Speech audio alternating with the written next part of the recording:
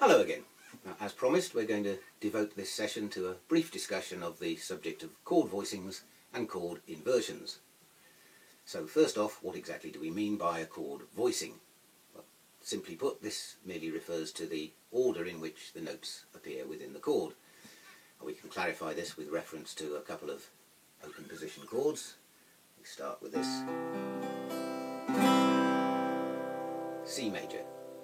Now this is a C major triad.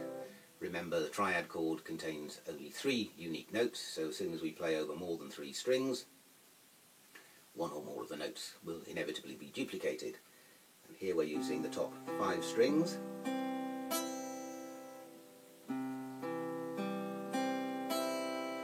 And the notes we have are C root, and an E being the 3rd of the chord, G being the 5th of the chord, another C, and another E. So the pattern is root, 3rd, 5th, root, 3rd, lining up rather neatly in exactly the sequence they appear in the major scale.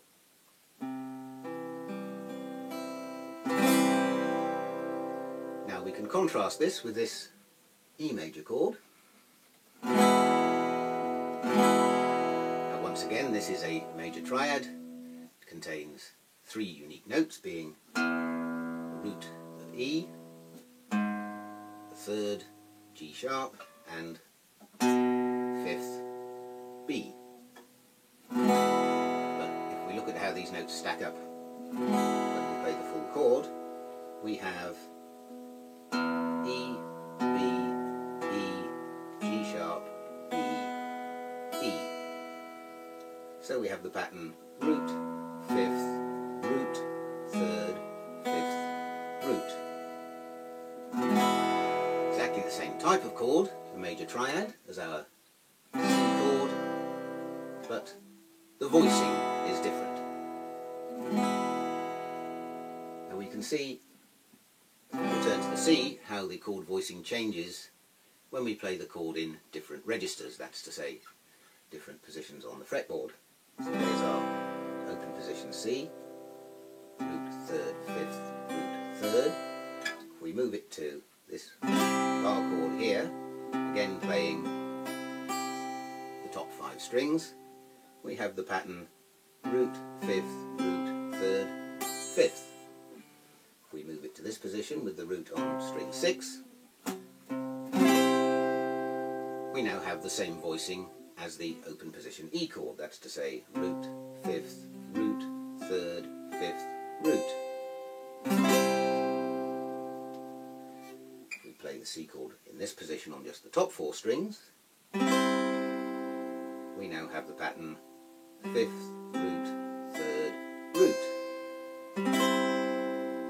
And let's pause for a moment there, because something's different has happened with this chord. Namely, we no longer start with the root. They're going from the 5th, root, 3rd, root. So what we've discovered here is a chord inversion. An inversion simply means that the lowest note, or the bass note of the chord, is no longer the root of the chord. Returning to our open position C major, we can examine this in a little more detail. This is where we started on the top 5 strings, notes C, E, G, C, E, root, 3rd, 5, root, 3rd. And we call this a chord in root position. That's to say, the root of the chord is also the bass note of the chord. Now let's consider this string that we're not using so far. This is the open 6th string, which is tuned to E. Remembering the notes of our chord are C, E, G.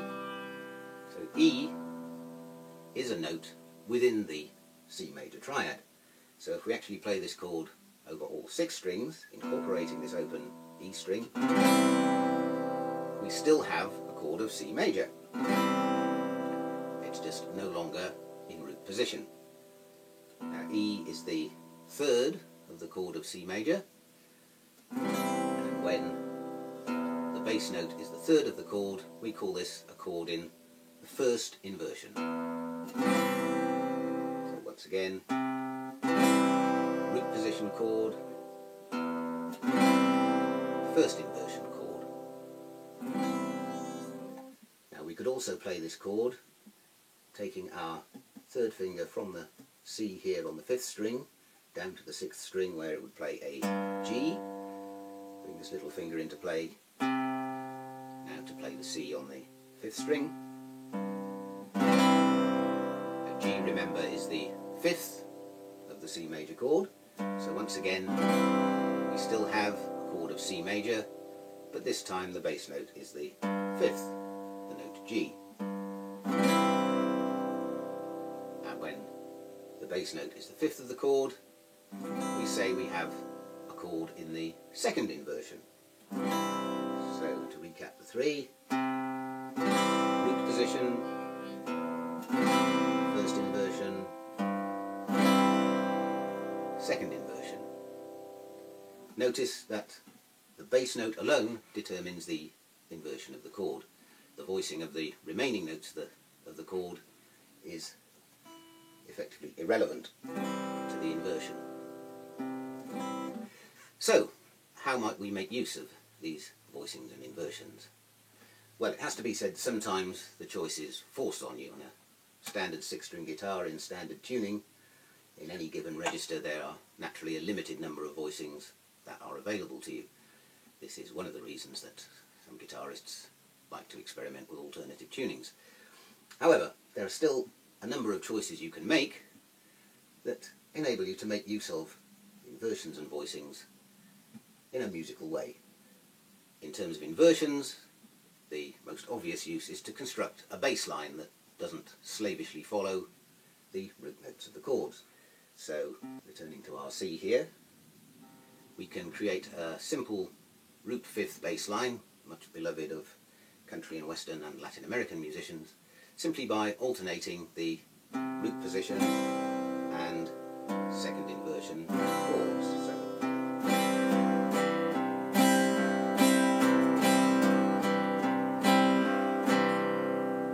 if we follow this round a 1-4-5 progression, we can do something similar with the F chord and the G chord.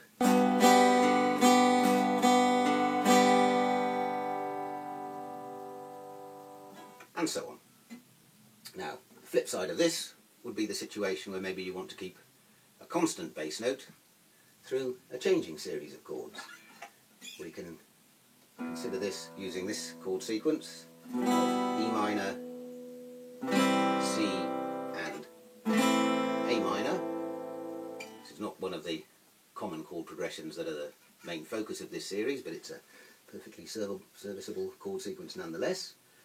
And we can see that the note E appears in all three chords. It's the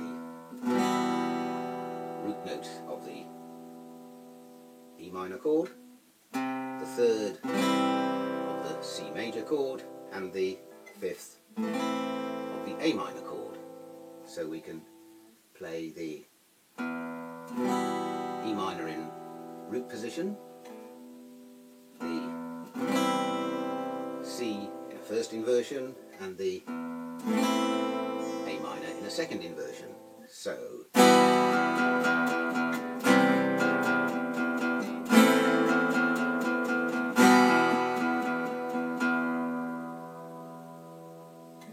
I'd like to give you a slightly more complicated example from a real song. This sequence appears in Peter Gabriel's Here Comes the Flood and consists of the chords B flat, G, C, A and D minor.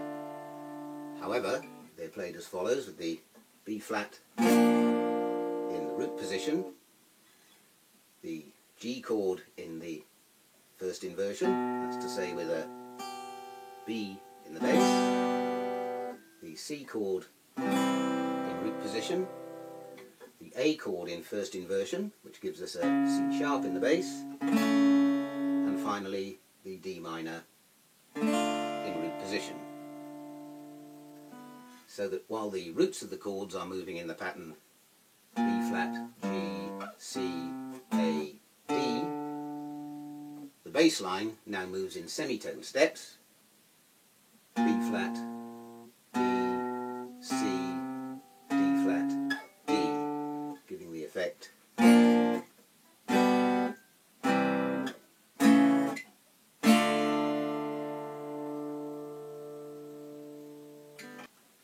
In the same way that we can use different chord inversions to construct a bass line underpinning our chords, we can choose chord voicings in such a way that the top note of the chord creates a melody line, as in this example from Substitute by The Who.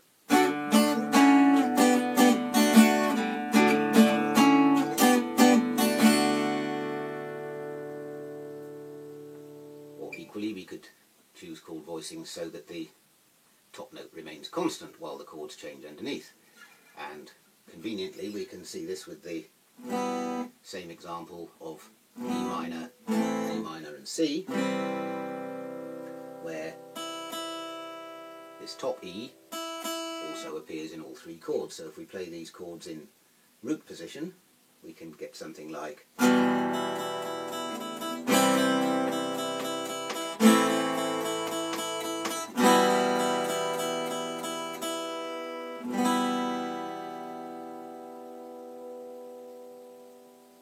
okay, and as you develop you can find increasingly subtle ways to make use of these. So for example, having a bass line and a melody line that move in counterpoint, such that as the bass line rises the melody line falls, and vice versa. Okay, that concludes our discussion of voicings and inversions. In our next video we are going to move on to the minor keys and begin with an exploration of the natural minor scale. So until then, happy strumming.